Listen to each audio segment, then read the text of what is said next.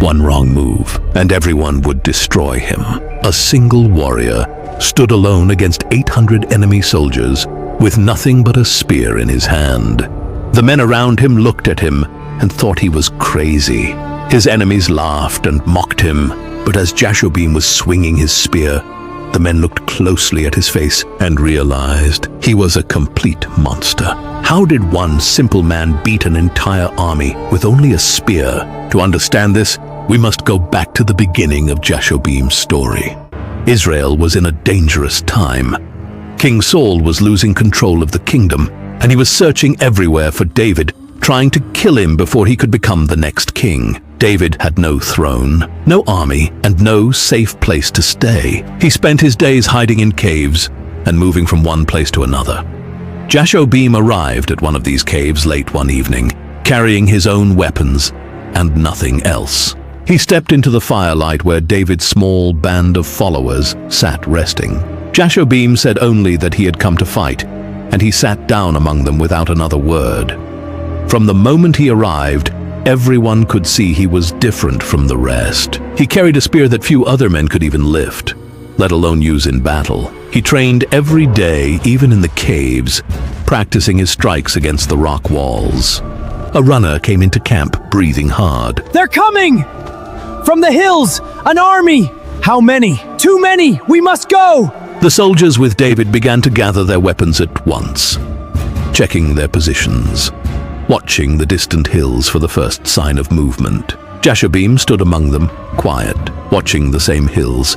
"We'll make our stand here," one of the older soldiers said, pointing to a narrow path the enemy would have to cross to reach David's camp. The men nodded and quickly took their positions among the rocks. Jashobeam stood near the front, closer to the path than almost anyone else. The enemy charged straight toward David's camp, confident they would crush the small force defending it. David's men fought back with everything they had, but they were badly outnumbered. Around Jashobeam, most soldiers began falling back toward the rocks as more and more enemies poured into the fight. Jashobeam did not retreat.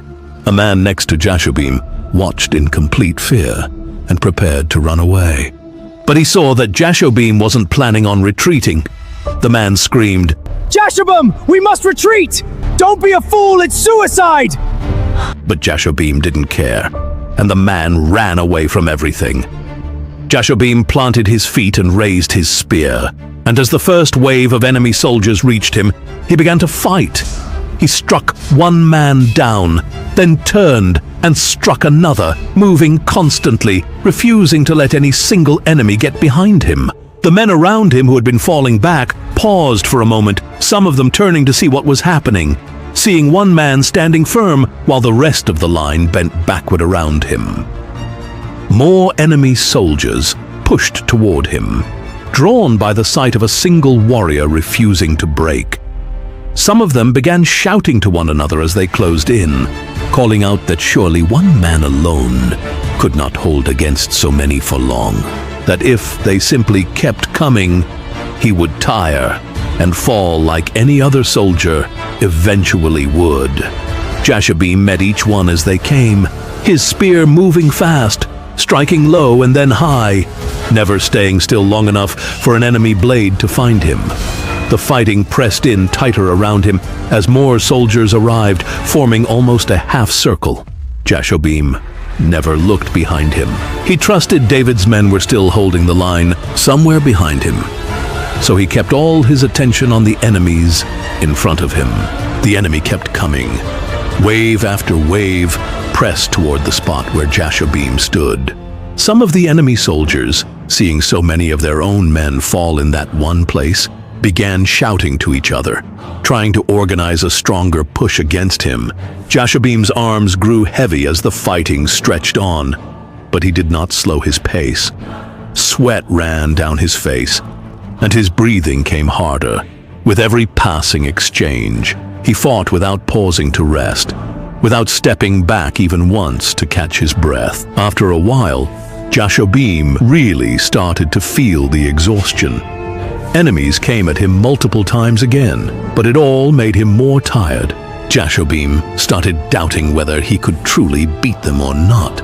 But warriors like Jashobeam are not made in one battle. They are built through years nobody sees. Every morning before the sun came up, his father would take him outside their home with a wooden spear in his hand. Jashobeam swung the spear, but his father knocked it away easily. He tried again and again, but every time, the spear fell from his hands. Jashobeam, strength is not in never falling. It is in rising every time you do. Take the spear. Learn from this. Years passed, and Jashobeam refused to stop training. While other boys rested, he stayed outside until the sky grew dark, repeating the same movements hundreds of times. But every morning, he came back. One day, a group of older warriors saw him training and laughed. They told him that swinging a spear against the air did not make someone a fighter. One of them stepped forward to challenge him, expecting an easy victory. But this time was different. The warrior attacked first, but Jashobeam stepped aside and knocked the weapon from his hands. His father watched from a distance, knowing the weak boy he once trained was gone. But Jashobeam had no idea that every moment of training was preparing him for a day when he would not face one warrior, but hundreds. At one point, 3 enemy soldiers came at him together, spreading out to attack from different angles at the same time. He finished the first soldier a moment later, and the second turned to run rather than face him alone, disappearing back into the larger mass of enemy soldiers still approaching from the ridge. Behind him, some of David's other soldiers began to notice that the ground where Jashobeam stood had not moved, even as the fighting around it spread and shifted in every direction. A few of them started making their way back toward that spot. They fought their way closer, cutting down enemy soldiers as they went, calling out to each other to regroup near where Jashobeam still stood. Though, even then, it was Jashobeam himself who kept cutting down the largest share of the enemies pressing forward. The fighting continued for a long stretch of the day, enemy soldiers falling one after another around him, the ground beneath his feet growing crowded with the bodies of those who had tried and failed to bring him down. Some of the attacking soldiers, seeing what had happened to so many who came before them, began to hesitate before stepping forward, glancing at each other as though hoping someone else would be the one to try next. Jashobeam did not wait for them to decide. He pressed forward himself when the moment allowed it, striking down anyone still within reach. As the hours wore on, the enemy's confidence began to break apart entirely. A commander among the enemy soldiers, watching from a distance, shouted orders trying to organize another push, but fewer and fewer of his men were willing to move forward when he gave the command. Jashobeam kept fighting, even as the numbers in front of him thinned, cutting down the last few soldiers bold enough to still come at him directly. By the time the fighting finally ended, the enemy force that had come down the ridge with such confidence had been broken completely. 800 of them lay dead on the ground, and every single one of them had fallen to Jashobeam's spear alone. Word of what had happened spread through David's camp before Jashobeam had even made his way back. David heard the account from a soldier, and he called for Jashobeam to be brought before him at once.